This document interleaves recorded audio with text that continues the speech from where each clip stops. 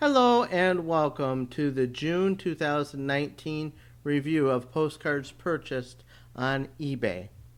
For the first one, we're going to look at which was one of our postcards of the week. It was the Last Man Standing postcard. Good condition, a little bit of slight edge wear on the corners. Not a bad postcard. The Last Man in a poem or a song written on the back. Pretty decent condition, very historical card. If you haven't reviewed the postcard of the week where I talked in detail about this postcard, its historical significance, the artist, and the battle itself, make sure you review it. So that one was $15, $3 shipping. That came from a seller in the Netherlands. One of the neat things about buying internationally is the stamps these things come in can be pretty impressive. And this was cataloged under collectibles, postcard, and militaria. So sometimes that you get some really cool stamps. I'm not a stamp collector, but some are kind of neat, and I've just been saving them just in case I ever have them for a stamp collector who's interested in them.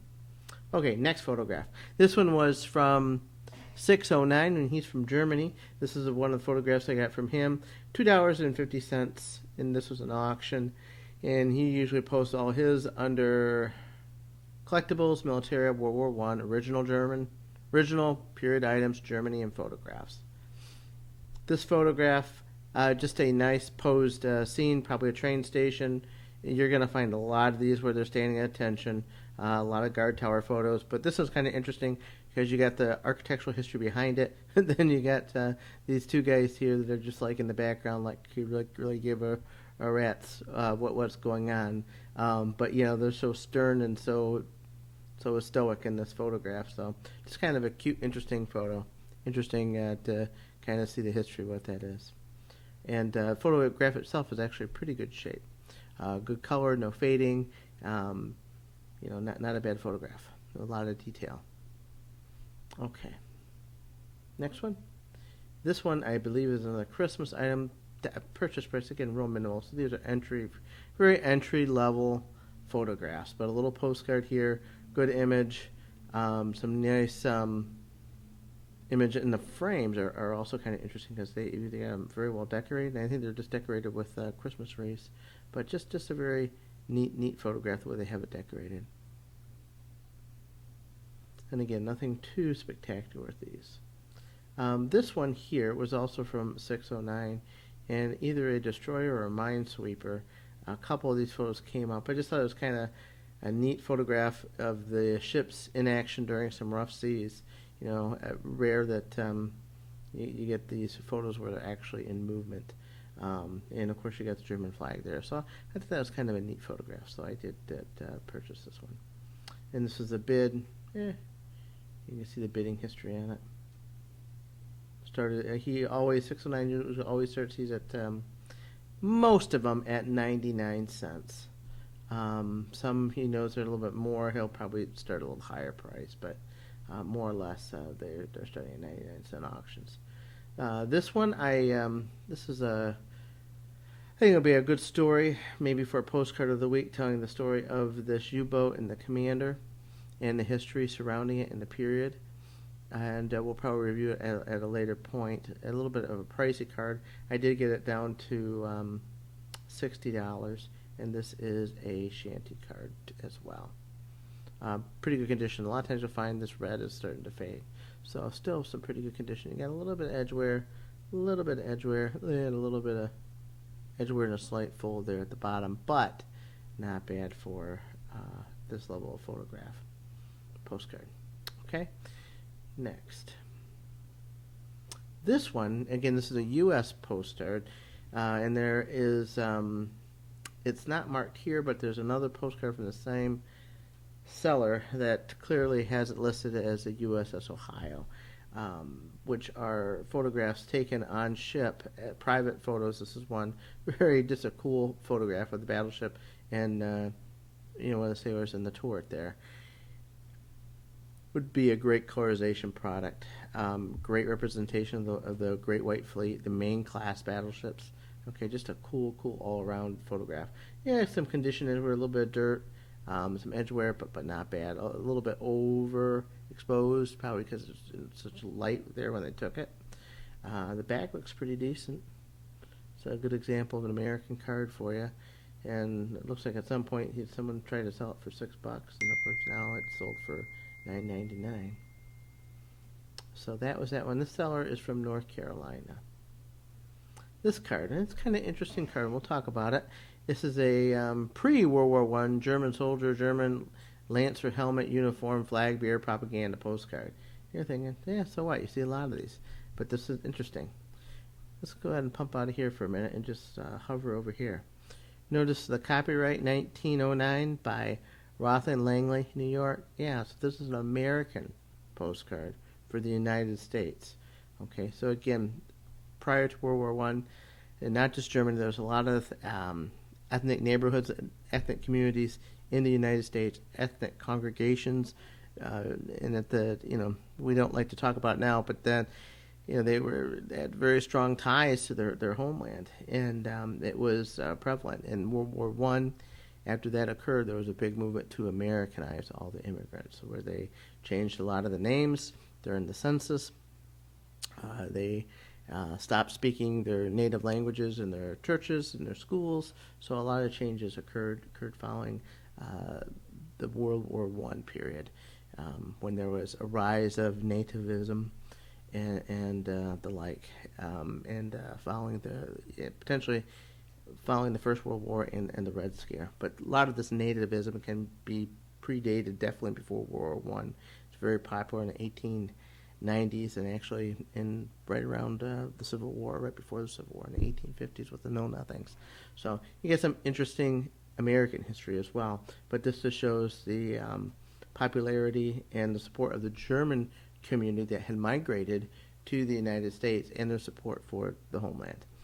Okay, and the generations following the immigrants. A lot of these, potentially would be the sons or the grandchildren of the original immigrants who came over, but they still had a sense of pride in their home country. Okay, next. Usually I'm not a World War II collector, okay, but this photo, because I do a lot of war portraits where soldiers are posing for their photographs fully in the uniform. So anytime I get something with a photographer involved, or actually during the portraits, I tend to grab them. And this one I did for that reason. So this is a cartoon of a photographer taking a picture of a soldier before he goes to war. Obviously some condition issues. It looks like I put in an album one time, maybe pin post.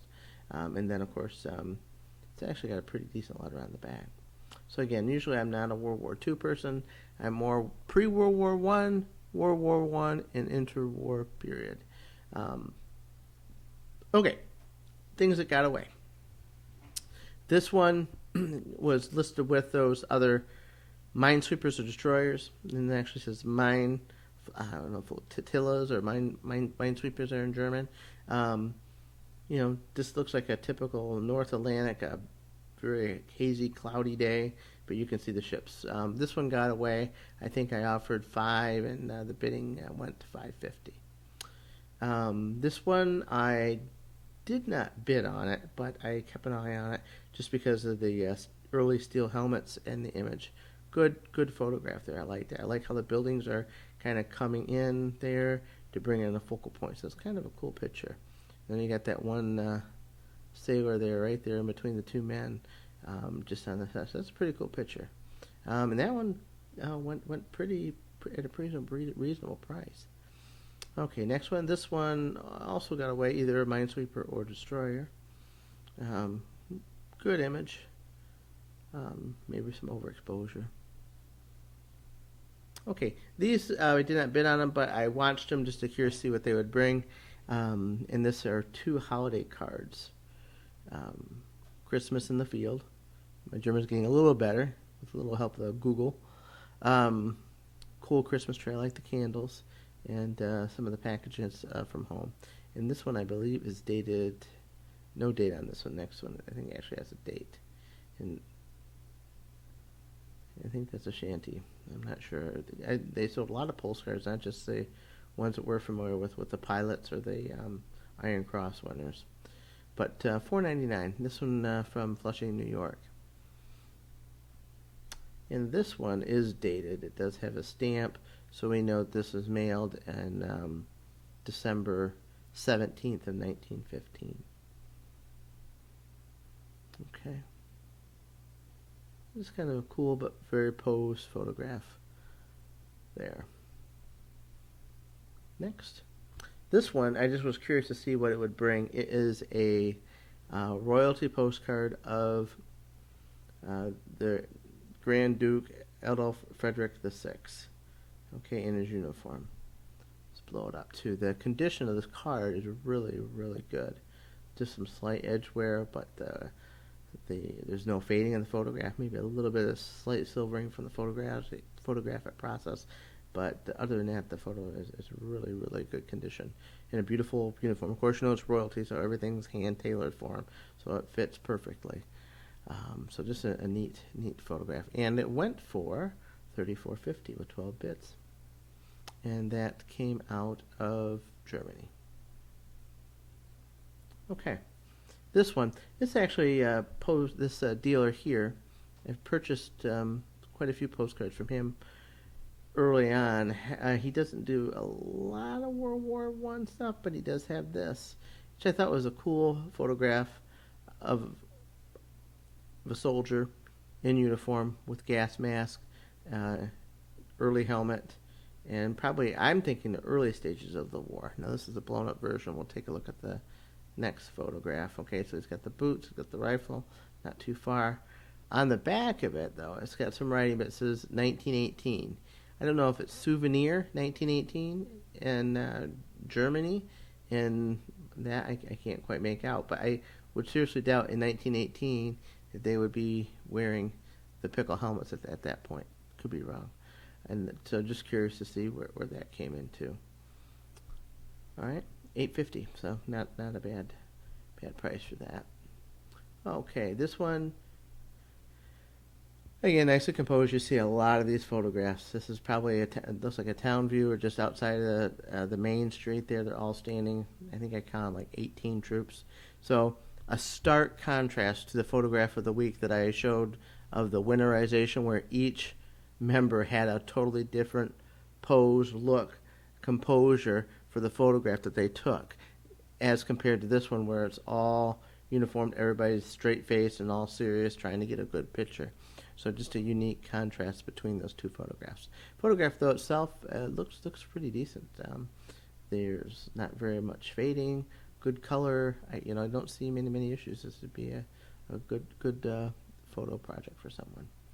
Okay, and $4, you can't go wrong with the price. Okay, this one is a very. I would like to see the back of it. You do have some foxing a little bit